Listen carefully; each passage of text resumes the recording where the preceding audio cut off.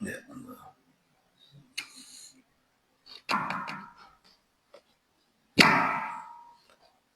A'udzu billahi minasyaitonir rajim. Assalamualaikum warahmatullahi wabarakatuh.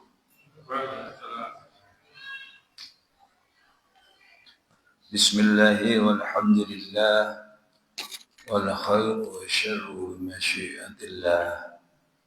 Amanna billahi wal yawmil akhir. Tubna ila Allah batin wa zahir.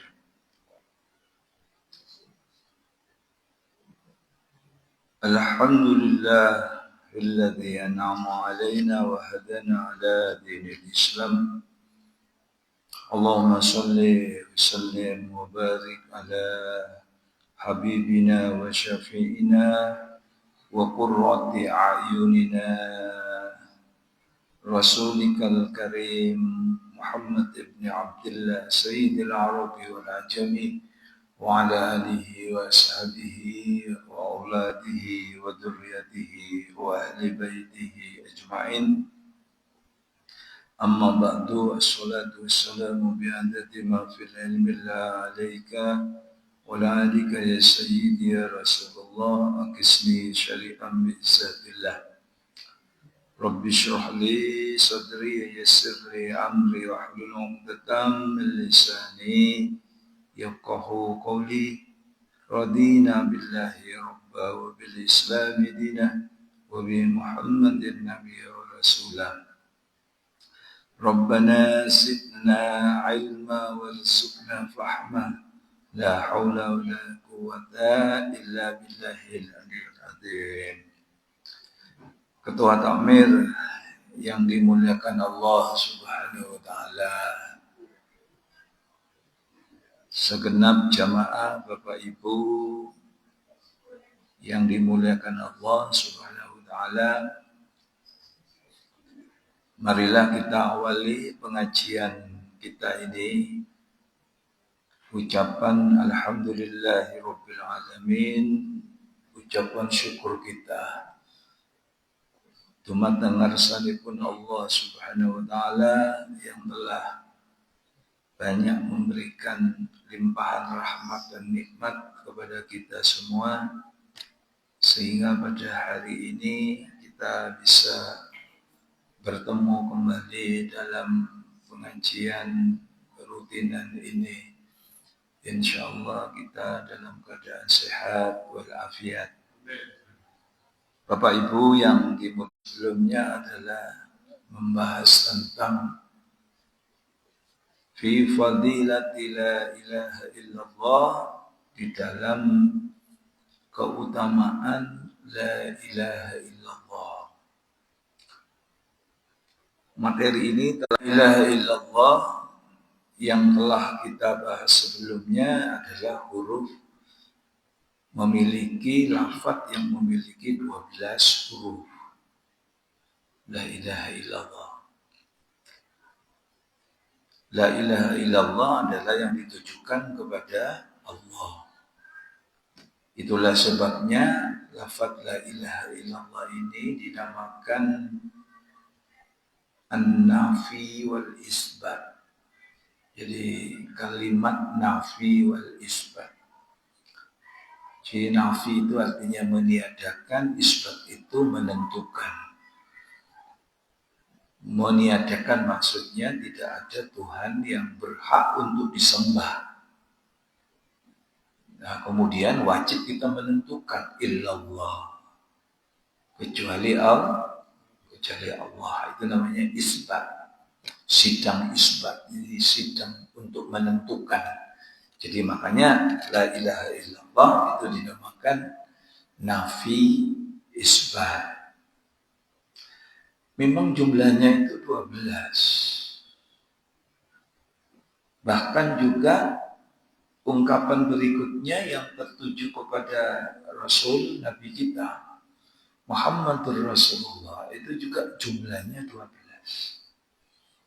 Kalau kita hitung nanti itu 12. Makanya itu masuk kepada siang malam. Nah, Kalau Yai menjelaskan begitu dalam tasawuf itu.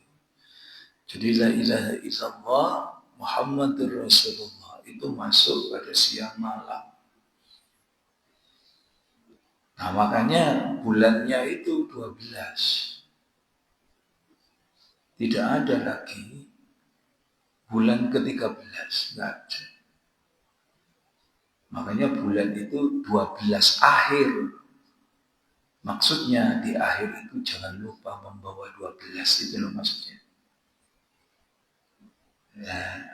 Nah itu jelas apa yang disabdakan oleh Nabi. Lakinu mautakum.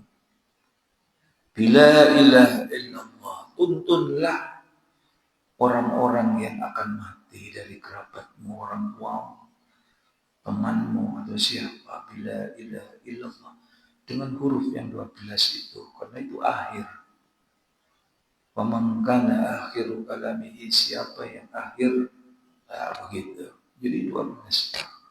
Siapa yang akhir hayatnya bisa membaca la ilaha illallah dakhalal jannah, akan masuk surga. Jadi itu memang 12. Makanya di bulan 12 itu bulan Dzulhijjah itu diingatkan dengan 2 kegiatan. Satu adalah haji, yang kedua kurban. Nah, secara bahasa haji itu sama seperti sholat. Al-hajju arafah. Haji itu adalah arafah, berarti seperti berhadapan menunaikan panggilan Allah. Haji itu secara bahasa.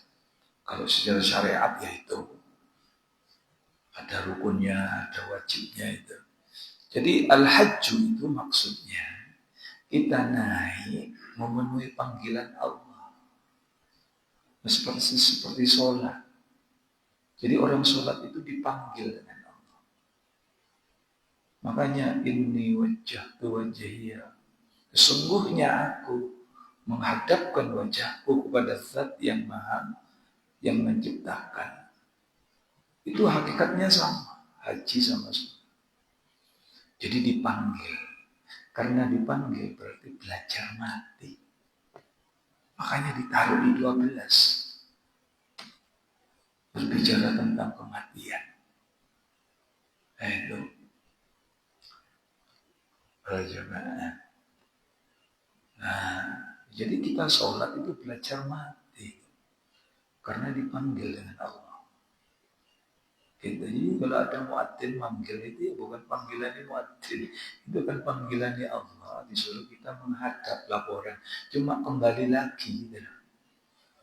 Nah, tapi hakikatnya adalah dipanggil untuk menghadap. Persis seperti ketika kita haji, itu adalah dipanggil.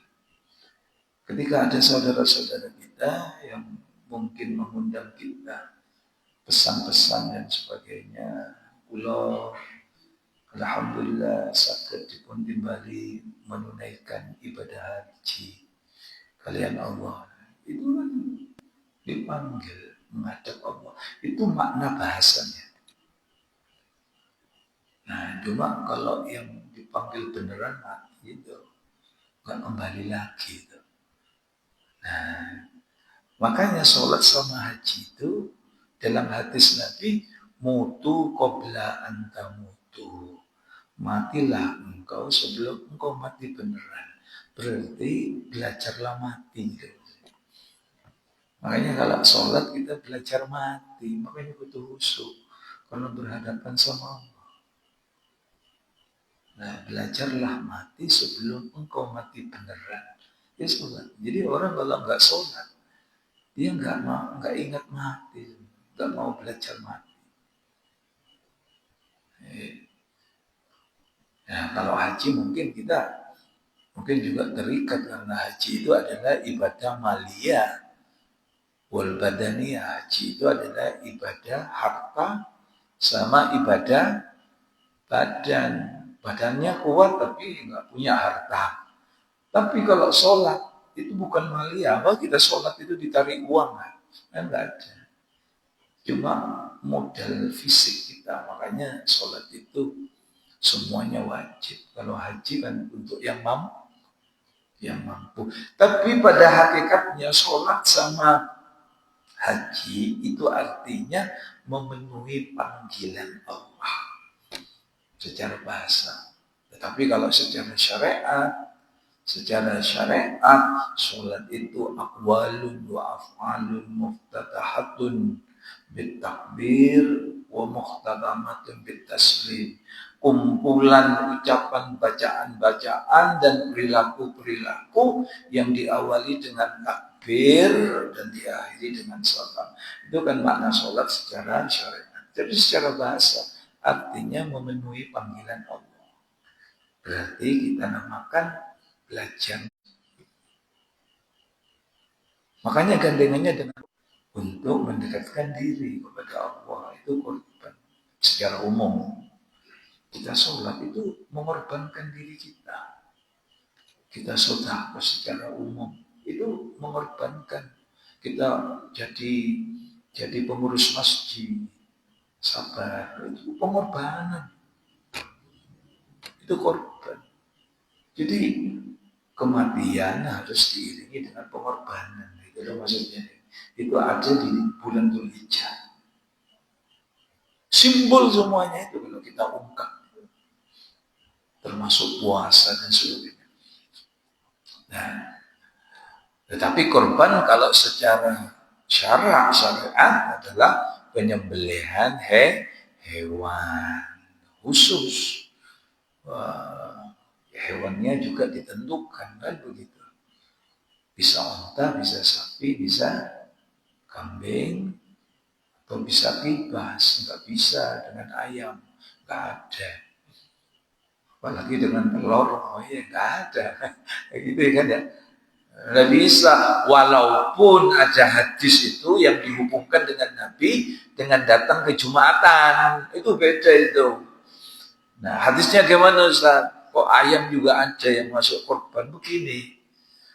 Man roha ilal jum'ati fi awalis sa'ah. Siapa yang datang ke Jumat itu pada saat yang pertama, maka annama qarraba badana, seolah-olah ia berkorban unta.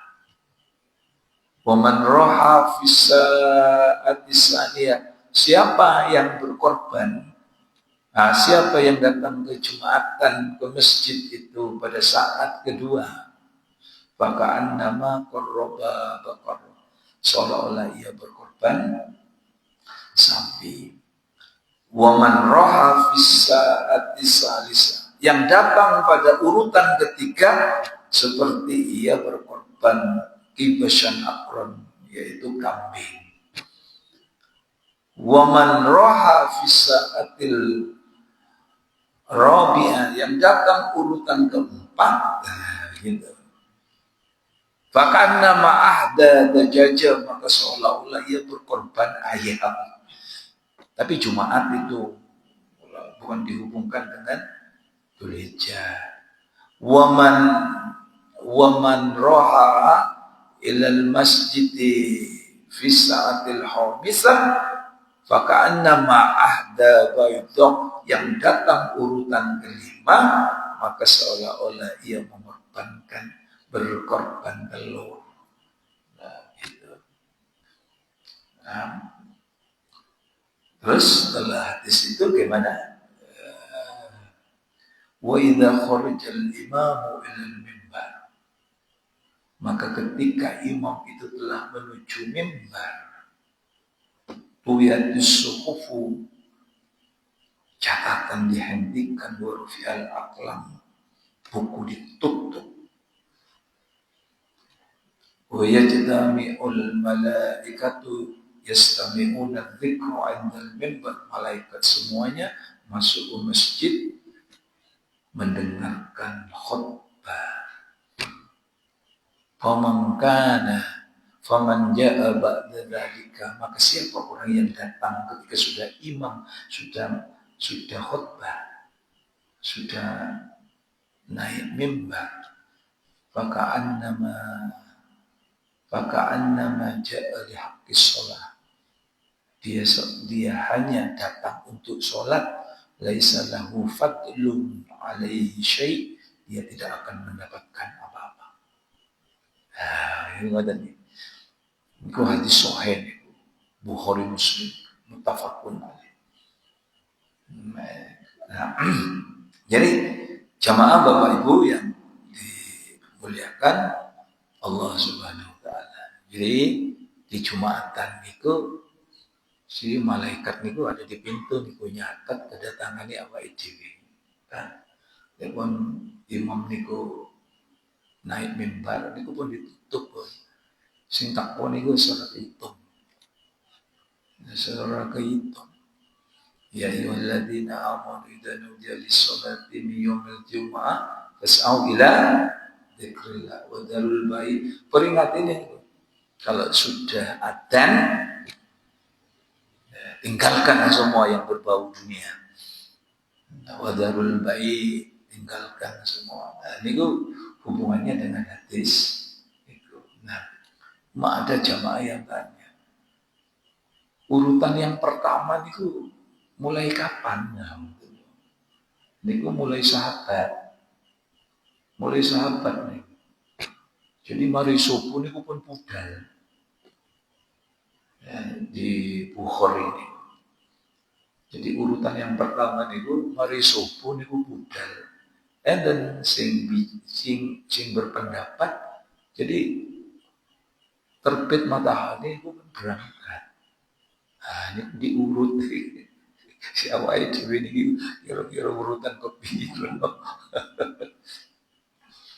Nah, kalau imam disunatkan sebelum adzan baru datang. Karena Kanjeng Nabi nggih ngoten ambek khalifah. Jadi ojo dibedakno khotibé ambek jamaah. Nah, Kanjeng Nabi niku kalau Jumatan itu karena mungkin sudah dempet. Lek pun Kanjeng Nabi niku bedal, niku salat dile enten niku adzan. Jadi khalifah nggih ngoten, datang belakang kalau khatib. Niku nah, jamaah Bapak Ibu yang dimuliakan Allah Subhanahu wa taala. Jadi kembali lagi nggih hakikat daripada la ilaha illallah Muhammadur Rasulullah. Bahkan itu dibuat untuk tambahan. Jadi kalau panjenengan itu mau berangkat yang jauh, niku la ilaha illallah niku Gusti Allah Muhammadur Rasulullah niku kaula jadi ditulis la ilaha illallah Muhammadur Rasulullah jenengan nulis utawi amsal tulisan la ilaha illallah la ilaha illallah antara la ilaha illallah lan Muhammad ini gunting ijazah. Sing la ilaha illallah Gusti Allah niku mangke ditaruh di napa? Di pintu griya lebet aja jenjupun. Sing Muhammadur Rasulullah niku kawula digawa dikesani. Cara selamat sampean. Sampai ketemu kawula Gusti. Ya ngoten. Sampai ketemu kawula Gusti, lek pun jenengan dugi napa nggih budal haji utawa senapa wae. Tapi iki perjalanan sing kira-kira atuh. Gitu naik haji. Ya ngoten. Ya naik haji. Ini selalu mokok pesawat ini. Menggelek bisa mokok rano gitu. Nah, kan dhuwur mokok lho. Tenan bareng. Lah niku sakit niku. Jenengan ningalten lucu. Niku. Lek pun dugi niku niku dipendhet nih sing la ilaha illallah mungkin diakurno malih wis ketemu aja ya bukan didamel malih ya anu dikuat ngoten niku saking yai wonten niku kula kepanggih kalian putra niki As'ad Stromo. Ternyata Yai As'ad ngoten ceritanya Yai Khalil As'ad niku wis padha memperkuat Yai As'ad nggih ngoten bolak-balik ten Mekah. Allahumma sholli ala sayyidina Muhammad. Jadi jamaah Bapak Ibu kita pun muliakan oleh Allah Subhanahu wa taala. Nah, la ilaha illallah niku orang yang pertama mendapatkan ijazah itu Sayyidina Ali. Kalau lafaz Allah, Allah, Allah, Allah, Allah, Allah itu Sayyidina Abu Bakar menurut riwayat. Tapi kalau la ilaha illallah niku Sayyidina Ali. Kejadiannya adalah di tengah malam ketika berbicara tentang niki berduaan sama Rasulullah di tengah-tengah pembahasan itu berjemaah. Jadi ilmu tasawuf niku ilmu yang berbicara tentang zikir torekoh niku diturunnya melalui Sayyidina Ali.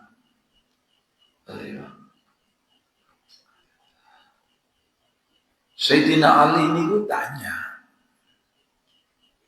ya Rasulullah, ayyut tariqati aqrabu ila Allah. Ya Rasulullah, torekoh nopo? Torekoh niku jalan. Torekoh nopo aqrabu yang bisa lebih mendekatkan diriku kepada Allah. Dari sekian jalan-jalan, ayyut tariqati aqrabu ila Allah. Jalan menopo Kanjeng Nabi yang bisa mendekatkan diri kula niki lebih dekat kepada Allah. Zikrullah. Zikir. Kaifa adzkurullah? Bagaimana ya Rasulullah? Kula bisa zikir dengan Allah. Ya Ali kamit ainaika. Ya Ali, sampai lihat zikir, pejamkan mripatmu. Biasanya di rumah kita. Wasma' ma'akul, maka dengarkan apa yang aku ucapkan. La ilaha illallah. Ditiru sampai sejenak. La ilaha illallah. Akhirnya dimasukkan dalam zikirnya kita. Niku mengikuti riwayat antara Rasulullah dengan Sayyidina Ali. Walaupun hadisnya afdalul dzikri la ilaha illallah. Sebaik-baiknya zikir la ilaha illallah. Karena dengan imam afdalul dzikri la ilaha illallah. Ini enggak ngerti riwayat. Tidak salah.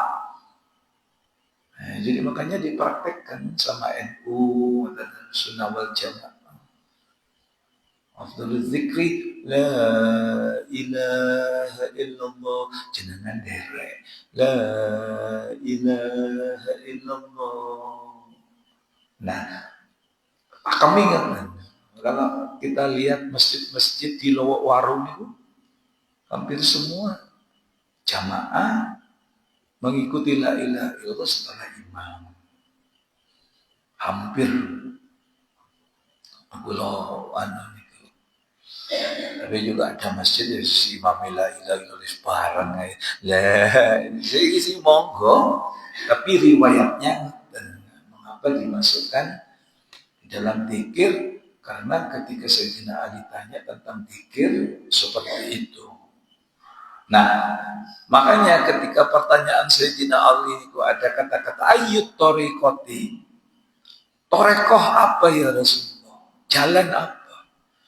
Jadi torekoh itu secara umum maknanya adalah jalan yang isinya adalah ibadah untuk mendekatkan diri kepada Allah. Itu torekoh secara umum. Jenengan datang ke sini itu torekoh juga. Mencari ilmu. Karena juga ada hadisnya Nabi. Man salaka yaltamizu fihi ilman. Siapa yang menempuh jalan untuk menuntut ilmu sahalallahu tariqan ilal jannah, maka Allah akan mempermudah jalannya, torekohnya menuju Allah. Jenengan sholat jamaah itu juga torekoh secara umum. Jenengan tirakat poso itu torekoh. Apalagi bangun malam. Itu torekoh, jalan untuk mendekatkan diri kepada Allah. Ada yang jadi pengurus masjid, bantu masjid, torekoh itu. Baca Al-Quran, khatmil Quran, torekoh. Cuma Sayyidina Ali tanya torekoh pas hubungannya dengan dzikir. Sehingga makna torekoh secara khusus itu adalah torekoh yang dibentuk oleh syekh. Isinya adalah dzikir-dzikir, kemudian membersihkan jiwa kula lan panjenengan penyakit-penyakit batin itu dengan 3 program. Jadi makanya ada toreko secara khusus. Orang yang pertama mendirikan toreko niku Syekh Abdul Qadir Jailani. Makanya dinamakan toreko Al-Qadiriyah, namanya Syekh Abdul Qadir Al-Qadiriyah. Orang yang pertama mendirikan toreko. Artinya orang-orang itu dengan Syekh Abdul Qadir Jailani niku langsung difasilitasi. Dikai macam-macam torekoh, kemudian disuruh membersihkan hatinya dengan program 3H. Niku 3 tak. Yang pertama tahalli, yang kedua tahalli, kho, kemudian pakai H. Yang ketiga tajalli. Jadi tahalli, tajalli. Tahalli artinya ketika dzikir supaya membekas perbuatan-perbuatan dalam jiwa kita yang kotor. Rasa-rasan, getingan, marang wong, ora sabaran, uring-uringan. Iku dikuat, dilatih. Wangil, Pak. Mila nggih jenengan lek derek niku jenenge gurune jenenge syekh utawi mursyid. Kalau di NU niku torekoh-torekoh niku dari sekian ratusan bahkan ribuan di dunia masuk ke Indonesia di NU disaring ada 45 torekoh. Namanya torekoh Moktabaroh. Moktabaroh niku absah karena nyambung kepada Rasulullah. Di NU namanya Jaman. Jam J-nya Jamiyah Ani Ahlu Tini Toreka Eni Moktabaroh Eni Anah Dia. Jadi Jaman niku Jamiyah Ahlu Torekoh Al-Moktabaroh An-Nahdiyah. Jamiyah artinya pengikut. Jadi atau organisasi orang-orang torekot yang torekotnya nyambung kepada Rasulullah dijamin benar. An-Nahdiyah yang difasilitasi oleh NU. Ya, ada 45. Ada Al-Qadiriyah, ada An-Naqsabandiyah. Semuanya para wali pendirinya. Semuanya para wali. An-Naqsabandiyah Muhammad bin Bahauddin Al-Uwais An-Naqsabandi. Enten toreko As-Sammaniyah, enten toreko Al-Khalwatiyah, enten toreko As-Siddiqiyah dan sebagainya. 45. Jenengan niku kepingin tahu, klik Google. Torekoh di Jakman satu kabeh niku 40. Oh, iki. Cuma yang umum niku Torekoh Al-Qadiriyah di kita. Kemudian atau Torekoh An-Naqsabandiyah. Ada yang digabung Al-Qadiriyah dan Naqsabandiyah. Enten guru ini dewi-dewi. Nah, makanya Sayyidina Ali niku ayyut toreko karena hubungannya dengan dzikir, sehingga toreko secara khusus adalah suatu organisasi yang dibentuk oleh orang yang dekat kepada Allah. Isinya adalah membersihkan jiwa kita dengan dzikir. Kenapa dengan dzikir? Dengan jiwa, dengan hati. Karena di surat Ar-Ra'd, ala bizikrillahi, ingat dengan dzikir kepada Allah, tatmainnul qulub, artinya engkau akan bersih suci. Niku kalau jemaah asal mulanya gitu. Nah, Bapak Ibu yang dimuliakan Allah Subhanahu wa ta'ala. Nah, oleh karena itu sehingga kalau kita nggak ikut toreko, ya toreko dewi kalau sudah paham bahwa toreko secara umum itu adalah jalan yang isinya ibadah. Jenengan baca Al-Quran, toreko. Jenengan salawatan, toreko. Bahkan jenengan duduk di sini itu adalah toreko, membersihkan jiwa para jemaah. Apalagi bisa di malam hari bisa bangun torekohnya dengan sholat sunnah, kemudian dilanjutkan dengan baca Al-Quran, setelah itu subuh datang ke masjid dan sebagainya. Itu toreko para jemaah. Nah, oleh karena itu Bapak Ibu yang dimuliakan Allah Subhanahu wa ta'ala, nah di toreko secara khusus itu adalah pikiran, kemudian kita digembleng. Ada orang yang pinter pikiran terus, tapi perilaku nih gak api, ketingan, gak membekas. Ngapunten gitu. Ngapunten. Supaya awake dhewe sholat membekas. Niku nggih melatih awake dhewe. Sabar. Nggih, mula-mula sabar dari rumah. Kadang-kadang nggih, walaupun sugih makan sederhana, melatih awak ini. Iki gremeng ora. Oh, sini kan saya dicobi dengan syahid. Soalnya lepon mati. Ya ayyatuhan nafsul mutmainnah. Manusia yang sudah mati, yang jiwanya sudah bersih, irji ila rabbiki radiyatan. Ayo kembalilah sampean kepada Tuhan yang suci. Makanya tatmainnul qulub ala bizikrillah, tatmainnul qulub. Ingat dengan zikir hatimu akan mutmainnah, yang dipanggil. Jadi ada ritualnya zikir. Macam-macamnya ada.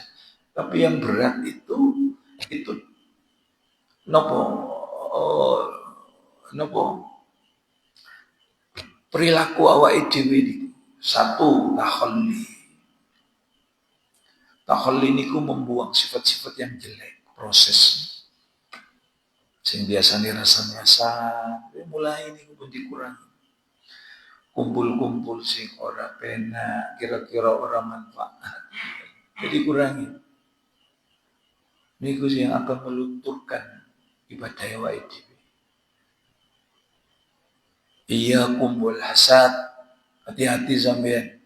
Ketingan hasud, wa innal hasada taqulul amal, karena hasud itu akan ngentekno amali sampean. Kama taqulun narul hatab, seperti api memakan kayu bakar habis. Ini kudu entengno untuk awake dhewe, tapi kalau orang-orang toreko wedi wae. Dari jenengan kumpul-kumpul. Kalau di Malang itu digading ya. Jakman. Ya, dilatih. Itu namanya apa? Tahalli. Kemudian baru diisi tahalli. Perbuatan yang terpuji. Sholat, zikir, melayani masjid, nopo, istiqomah, tajalli, akan dibuka dengan Allah, akan merasakan dalam perjalanan spiritual kula panjenengan akan bertemu dengan apa. Biasanya kalau ada mursyidnya cerita, ya kula mimpi ngeten. Kula wis dikiran bengi dipateni kok merinding kabeh. Jamaah sahabat belum nggih? Nah, jamaah Bapak Ibu yang dimuliakan kalian Allah Subhanahu wa taala. Mila para jemaah Bapak Ibu yang dimuliakan kalian Allah Subhanahu wa taala, menyinggung malih Kanjeng Nabi kita Muhammad sallallahu alaihi wasallam, mangqala kulla yaumin, maka sapa wong sing ngamalake la ilaha illallah Muhammadur Rasulullah mi'ata marratin ping 100 pikiran. Napa malih setelah salat 100 500 tambahi malih. Niki ping 100. Terus Kanjeng Nabi, jaa yaumal qiyamati, maka orang itu yang mengamalkan la ilaha illallah, zikir. Bisa lainnya. Kadang-kadang awake dhewe niki zikir la ilaha illallah blenger, dirobah sholawat. Ngoten, situ blenger. Mila lek cara Syekh Nawawi supaya sregep dikiran. Nah, dikirani beragam. Ono la ilaha illallah, ono Fatihah, ono kulhu dan sebagainya. Wonten para jemaah, Ibu yang dimuliakan kalian Allah Subhanahu wa taala, niki kula boten sumerep, sepertinya ada tambahan-tambahan karena kemarin kita telah juga membahas ananging sakmenika mempertajam nambahi malih apa-apa yang tidak ada sebelumnya. Saya kira itu mudah-mudahan bisa manfaat dan bisa menambal ibadah sholat kita dengan zikir. Zikir hanya nambahi. Monggo kita tutup. Subhanallah wa bihamdika asyhadu an la ilaha illa anta astaghfiruka wa atubu ilaik. Saya kira itu mudah-mudahan manfaat. Akhiran, wassalamualaikum warahmatullahi wabarakatuh.